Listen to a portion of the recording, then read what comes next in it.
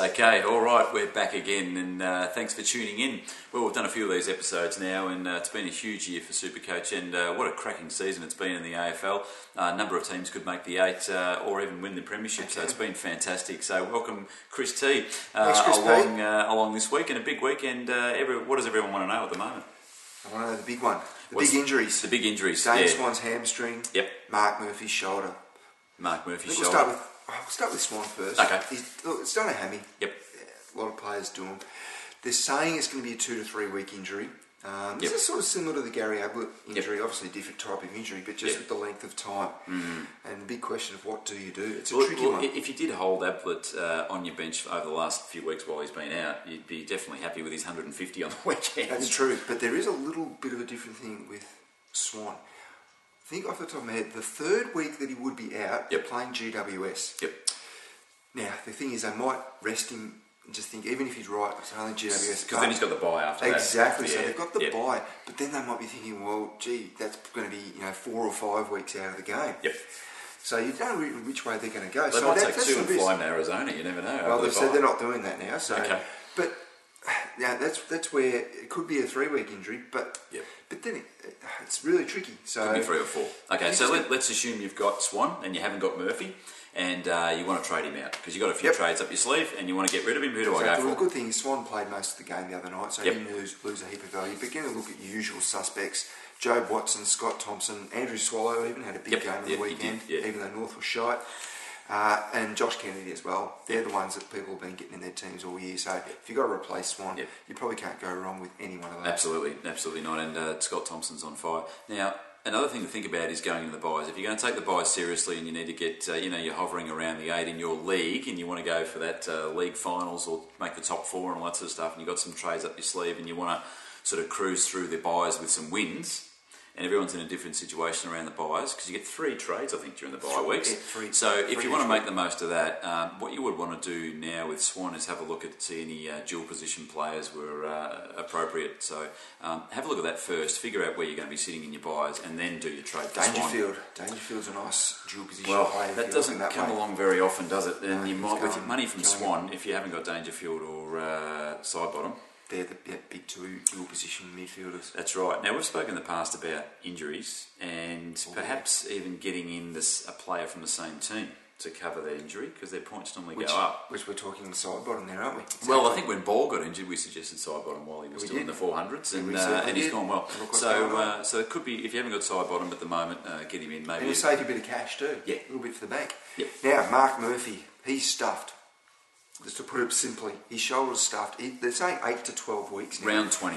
He's had to have surgery, so he's basically looking fine. So if you've got him, he's got to go. Now, the worst thing was he got injured early. He got a crap score, dropped a huge amount of cash, down to 505k. Yep. But the good news is, because you're going to have to trade him, there are a couple of good little replacements that we found for you.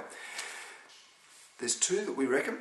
Now, the first one is Matt Prentice. Didn't play on the weekend because of concussion, but he'll be back this week. He's at 503 grand. Perfect swap there for Murphy. Exactly. Look, he escapes the tags. He just flies under the radar, but he gets the job done week in, week out. He'll just rack up the scores. So he's a ripper. The other one who's been a perennial Supercoach great over the last 4 or 5 years is Nick Del Santo. He's had a couple of shockers this year. You'd think he would. But what's his average been? Because I don't know because I didn't write it down. But you told me earlier that he hadn't gone under 100 points all year. Exactly. No, he's actually only gone under 100 twice. Twice. Okay. Well, that's incredible because I thought he was having a really crap year, but he's probably not going that bad. Not that bad. Now he's priced at 481 grand, which is ridiculous. Bargain. I think we looked at it's a price drop of about 160 grand, which is massive. Now his last 2 games have been 107 and 101. Yep. So it looks like he's just got himself back on track. Yep. So he's probably playing and as fit as he was last year, but Lenny Hayes has taken some points off him, maybe. Possibly, but I'll tell you what, price, if Lenny does his hammy or his knee again, which I hope he doesn't, but if he ever did, or he went out or got rested or something like that, I think Del Santo's... but Del's only been under the ton twice. Yeah. So 481, they're the 2 players we reckon you should be getting for Murphy. Good call. Right. All right, here we go. We've got a brand new segment. It's taken us a while to think of this one. It is called Bubble Boy. Well, it's the Bubble Boys. Yeah, so there you go. So that's the Bubble Boys. So hopefully you understand that one. And for those who haven't seen Seinfeld, you've probably got no idea what the joke was. But anyway, it's gold, Jerry, gold. Beautiful. Okay. Now look, there's not a lot of really good Bubble Boys, but I'm going to focus on the ones you should really be looking at. There's a few sort of wishy-washy runs around the side that they're not really going to want. The ones you want are the ones that are going to keep playing. Yeah, that's right. Because they're no use to you if you just put them in and they're dropped in a week or two. So we're sticking to the ones that we reckon are going to stick around. That's right. So these guys have played 2 games and they're just about to shoot up in value, or they're still reasonably low, but they're still going to keep playing and go in value. That's why we're still talking about Lee Spur. Yep. He has played his 3rd game. He's up to 162. He's still going to go up further, but his job security looks pretty good. So at 162, this is probably your last chance to sneak him in your defence, because there's not many of them in defence. Another one we just sort of thought of is Bo Wilkes.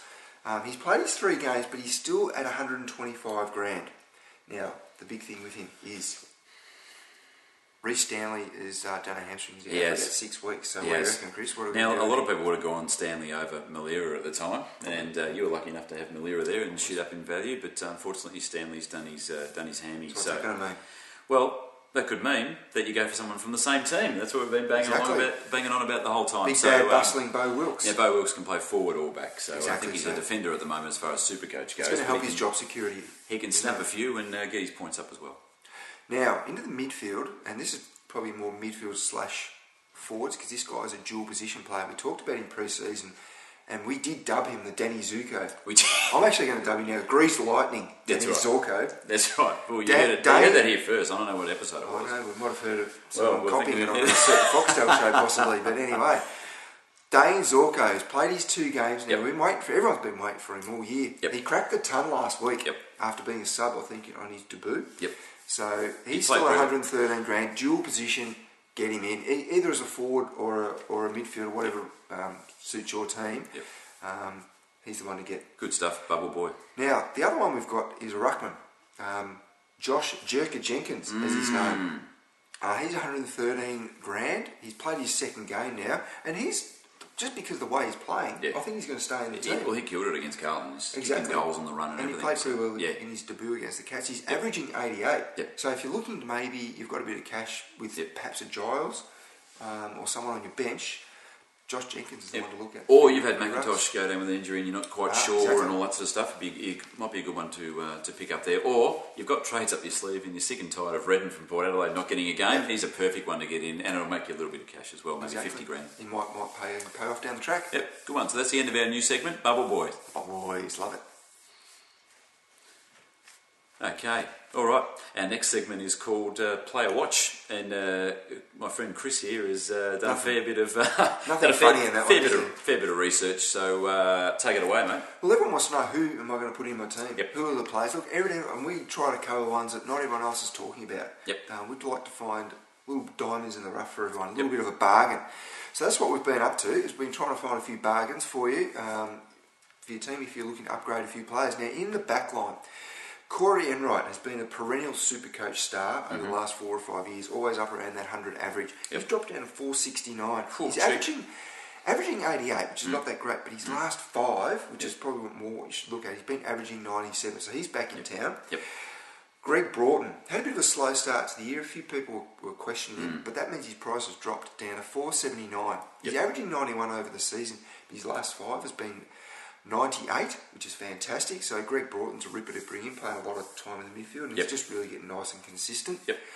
And the last one, Bo Waters. He sort of snuck up on everyone. He's just gone up to another level. He's at 493, so under the 500. Averaging 99 this year, so he's getting right up there with your best defenders. If you can pick up these defenders that are kicking goals as well, you're laughing. Because that's what you want. They get their Supercoach points up. But the good thing with Waters, his last 3, he's averaged 115. So he can crank out the big score. So he's one to good look at for your back line. Now, into the midfield, as we always know, there's a plethora of midfielders around. But Chris Judd's a good one at the moment. 574 he's worth. He's still averaging 116. His last 5 have been 115. Now, we might be thinking, well, Murphy's injured, Judd's going to get a bit of extra attention. But can Judd get any more attention than he already gets? He's been getting tagged all his life. Don't worry about it. I think the thing with Supercoach scoring is if you're getting hard contested possessions, which Judd does, because there's someone tagging him all the time. So therefore, sometimes that actually helps his score, I reckon, because it's hard ball gets. Exactly. And into the rucks, to be honest, not a lot around in the rucks. Big Coxie's on fire, so you can get him, but he's quite expensive. I'm just looking at Paddy Ryder. He's averaging 110 this year. He had a couple of down weeks, but his scores haven't been that bad. He's down to 505k. So if you're looking for a ruckman that is averaging not a bad price for him. He's looking quite fit, and he's kicking goals as well, which helps. Yeah, exactly. And they've got GWS this week as well, so he could go to town. He could go to town or get rested. Don't, please. Don't get rested because I've got him. No, don't say that. Now, into the forward line. This one, he's got stuck under the radar, to be honest. I didn't really rate him. And I don't even know if I still do, but who cares? He's getting good Supercoach scores, so it doesn't matter if I rate him or not. Is Michael Johnson from Fremantle. He's down to 451k. He's averaging 94 this year. He's a really good pickup. He's actually a dual position backman as well. I think he's a forward. They're handy, they are. So he's averaging 94. His last three, he's averaged 100. The good thing is he has not gone, only once has he gone under 90 points this year. So he's been very consistent. So he could be a good one for your forward line, and a bit unique as well. I don't think absolutely, and particularly if you've got Smets who can swap with him. So if Smets is on the bench in defence, you can get this guy on your forward line, and they can swap and help you out during the bye. So that's a really good pickup, 451k. Now, Chris, I reckon you've got a little bit of gold here for us. Well, no, what have you been doing? This is me personally. I did a couple of trades last week, and I reckon there's some really good ones that just come along every now and again, and you can't not take advantage of them. Last week was Lee Spur and David Zaharakis. I reckon they were the two best buys of the week. Lee Spur was cheap, and bang him in defence and make some cash out of someone else. And Zaharakis at 480 grand, he's now about 510, I think. So he's been on fire lately. His last three have averaged 118 and dual position player as well. He's still good value. Yeah, absolutely. And even an option to get in for Swan or Murphy or something like that, because it's not a bad choice there. This week though, I reckon your two best bets are Zorko, and this could go horribly wrong, but Ryan O'Keefe. Don't discount him into your team. He's down by a lot of. He's dropped 100 grand or something like that, or even more. He's been really good over the last few years. Really consistent. 460 grand, and he's just starting to get in there now. Well, his last three, he's averaged 101. Oh, there you go. Which is great. Yeah. Is that your tip this week? Dual position, that's my tip. Oh, gee, get on. If he's giving the big tip, he's got a few right this year, so I'll be listening to that one. There you go. So that's the play watch. Now, I hope you find a few little nuggets of gold in there. Okay, now it's back again. It's the Supercoach Dr. Lookalike segment, and this is a bit of a first, actually. Yep. This I don't think you even know about this one. I don't actually. This one has been sent in from your lovely wife, Jo. Your wife has sent this one in. Well, she didn't send it. She told me. Okay. So I think it's actually the only way we can get our wives to watch the Supercoach Doctor videos is to actually include them in it. So hopefully she might actually watch this. She won't be watching this. She won't be watching this. Come on, as if she won't watch it. She will. How you going, Joe? A little cheerio to you. She'll be watching. Now, this actually requires a prop. Okay. A prop. I've brought a prop along. I'm nervous here. I've brought a prop along. Can you put this hat on, please? Pull it down a bit there. Pull it down a bit. All right, here we go. Oh, it's a Geelong hat. No, we'll pretend it's an Essendon hat. So all I've got is premiership memorabilia. Okay. So, all right. Righto. So this is great because this actually doesn't involve baldness, which is fantastic. Yep. So that's a first. Okay, so that's cut out all the bald jokes. That's great. So it just goes to show we're not going with bald ones every time. Now, here we go. All right. Ricky Ponting. I reckon he's a dead ringer for Punter Ponting. Yeah, old Punter. Yeah, old Punter's got a lot more hair than me, but maybe with a hat I can get away with it. We know where he got the hair from. But so there it is on the screen anyway. Hang on, let's go. Nice, still one there. Just the last look. Ricky Ponting. I think that's a good one. There you go.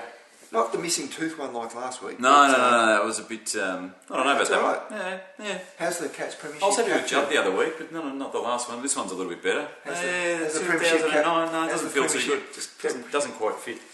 Yeah, I'm not sure if you're getting an Essendon one. Have you got a 1993 Essendon one at all lying around? What did they win one? Did they? That's a long time ago. It is. Anyway. Yeah, they've won since then. All right.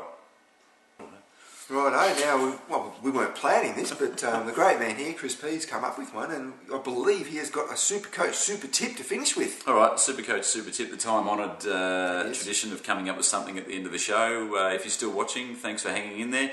Brandon Ellis, I want to talk about. Now, I don't have him in my team, but a lot of people are looking at trading him out this week because they've had enough. They've gone, bloody hell, he's been subbed the last 2 weeks, or started as a sub. I can't keep him in my team, he's not making much money, but don't discount our golden rule. If someone gets injured from the this rule's working. The same team. I like it. Maybe someone else will step up. Now, Dylan Grimes has done his hammy, so you might be able to get 4 to 6 weeks out of Ellis. We think that he might just start and play the whole game. He's had enough of this sub business. Might slot straight into that. I couldn't see him getting dropped. I really couldn't. You never know. Stranger things have happened. But wait for the teams to come out later this week. And if you're thinking about getting rid of him, I would just maybe hold on to him for a little bit longer. We'll see how we go with that. All right. Oh, I think yeah, I have. Yeah. What do you want? Because it's an interesting one when you talk about the when to get rid of a player. We've gone through that before. Yeah. And it's a tricky one. But yeah, often are we still filming? yeah, I just decided to chuck this on. Okay. And I just thought of it. Because like Toby Green's another one that you could be getting rid of this week. Yeah, well, he's out this week, isn't he? Exactly. Yeah, he's been suspended for a week. Yep. And he's been really good value in the midfield. He's about 340 odd grand, I think. Jeez. So he's made good money. You should probably pull the pin on him. And Tom Bugg, your man. Tom Bugg, It's probably about time for him as well. Yeah. But look, it's really hard to tell people when to pull the trigger on those rookies. I think you made the point earlier in the year. You've got to just look at who you're trying to bring in and how much money you need for that. If you haven't got enough money, keep your rookie till he makes a bit more. Exactly right. If you've got enough money and the time's right to do what you want to do with your upgrade, then do it. And think about those dual position players. There might be some guys who want to get Scotland in this week because he's bottoming out a little bit with his price. He's a fantastic player. Maybe get him in your midfield like your old man's done. And great move because then you can swap during the buys with Delidio, Goddard and those guys. So yeah, plenty of options.